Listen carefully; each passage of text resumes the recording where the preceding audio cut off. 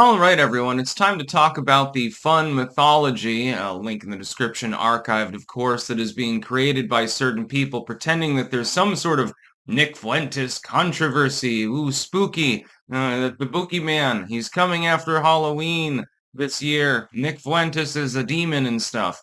It's not really a thing for most people that are outside of the leftoid zone, one of the things that we've fought for years, and Fuentes has felt this himself with the wave of banning that they went through years ago on the internet over literally everything. One of the main fights has been against censorship, has been in favor of free expression. It's basically, the person has said something you disagree with. Wow, what a terrible sin. And so you do have disagreements among different blocks of conservatives. And it's sort of like looking at a very weird Venn diagram or something, because sometimes you have overlapping ideology, sometimes it's entirely separate. You have different groupings, but they all are intact in a sort of fashion, but people disagree with one another. And they have different ideas about what to do about, for example, Ukraine v. Russia, or taxation, or any of a number of issues, basically anything under the sun. But it's still a cohesive total. There is no civil war within the so-called conservative movement. By the way, that's itself a misnomer. It's really the anti-left, anti-uniparty sort of movement. And some groups actually embrace at least some elements of leftism. Using myself as an example for an example, I do not believe in cutting off all welfare. I simply want to limit it to people that are legally in the country. I think that this is a fairly modest proposal. I think it's a fairly moderate position. Just saying. As far as nationalism goes, who cares? A person has nationalistic views. Well, number one, are you talking racial nationalism, religious nationalism, civic nationalism? I mean, technically, I'm a nationalist because I'm a classical liberal. That's because I construe that as the proper nationalistic founding of the United States, pointing out that the Statue of Liberty originally was only welcoming people broadly from European diaspora is always amusing when you point that out to liberals that invoke, the huddled masses and stuff. Remind them of who those huddled masses were sometime. This is a funny, cheeky joke that you can make. They will not have an answer for it generally, by the way. Now, where's the controversy?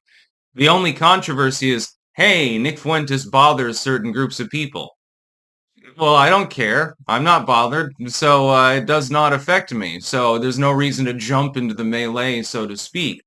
My thought is, and I've been stressing this for fucking years, and conservative movements, they just don't fucking seem to get it.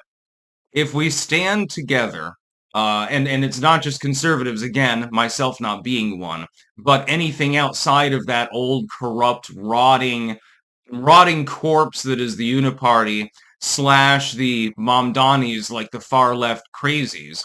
Anything outside of that, if we all just stand together, we can have a much, much better country. Because you'll get to the point where people will embrace, values and norms that actually worked, back when the country was more functional than it currently is. That would be good. We could go back to avoiding foreign entanglements. That would be good. I think that these are all good things, actually. I don't see any problem with it. By the way, I wanted to give Nick credit for something hysterical. He finally got a left-wing, it's in this article, by the way, this is from CNN. He got CNN, a far-left, propaganda outlet, to admit that Joseph Stalin did not have good ideas. Because Fuentes, I think possibly jokingly, was praising him, actually. Either that or it's just, as a symbol of cohesion and power at an unstable time. So, yeah, I don't have any problem with that either, and I'm no lover of Stalin. You will probably have noted this over the years. He has the right to express himself. I have the right to express myself. Charlie Kirk had the right to express himself until a crazy leftoid decided to kill him. This sort of thing happens all the time. What we need to be doing is focusing on realistic solutions to the problems that we have. No, and by the way, here's the other part. Everyone realizes that the current system isn't working.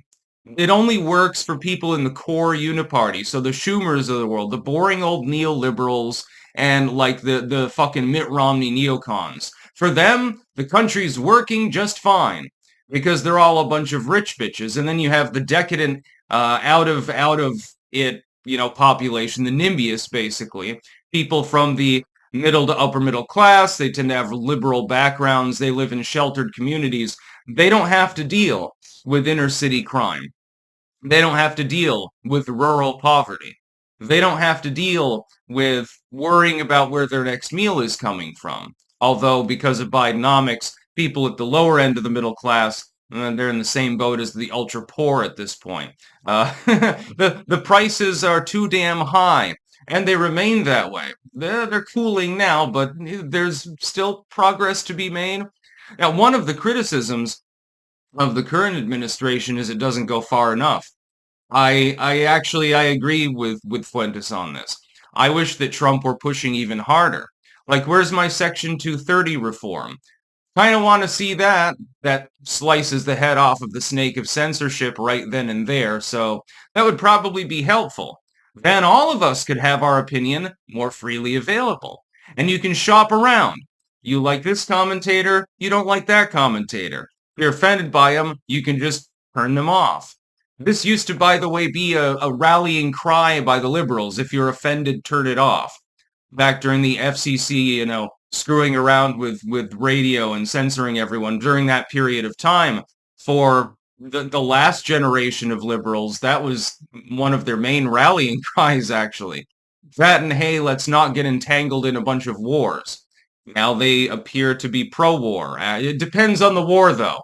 It depends on which side the United States decides to take in that war. But basically, all they're doing is voting to fund Raytheon more. So, it's a big problem. So, yeah, where's the controversy? All I see are people that are disagreeing with him. It's a public debate. But there's no contra. I don't give a shit if he says, "Oh, I like Adolf Hitler." It's like that. Those group chats that were leaked. Who cares? Dude, again, millennials, we were raised on the Wild West internet. Do you expect me to be offended by Hitler? I've got a whole ream of Hitler memes. I don't need to be a Nazi in order to find them hilarious. In fact, I'm going to run them through Grok later and make them unintentionally funny, like I did with Bert and Ernie the other day. By the way, that was a really, really fun time. Grok can create some weird shit sometimes. As far as the whole Nick Fuentes, Heritage, Ben Shapiro, Laura Loomer, that whole nexus, it does not matter. Where's the controversy? Everyone's controversial anyway. If you have any ideas outside of the mainstream, you're automatically controversial. Well, that doesn't mean that the views are wrong. It doesn't mean that the views are terrible or unethical or non-pragmatic. You could have if you think of some eccentric inventor who says, I think I can turn steam into propulsion. Well, that's rather eccentric and unorthodox. You're fucking crazy. But you're also right. And then revolutionize the world in the process. Think of any major invention that at the time was considered nutty. Look at Nikola Tesla, for example, and some of the things that he designed.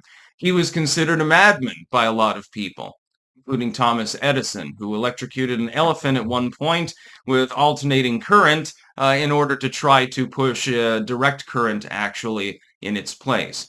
That's an interesting feud we can talk about a different time. So people that have different ideas, they're always considered batshit. They're always considered controversial. This happens over and over. It doesn't have to be this specific example. It could be anyone. I know that I'm considered a little bit controversial myself when they tried to call me a Nazi too. Yes, I'm clearly goose-stepping down the street when I'm in my pirate uniform. Yeah, it's just a thing that I do. I do it late at night so that nobody sees me worshiping Adolf Hitler. That's about all. Peace out.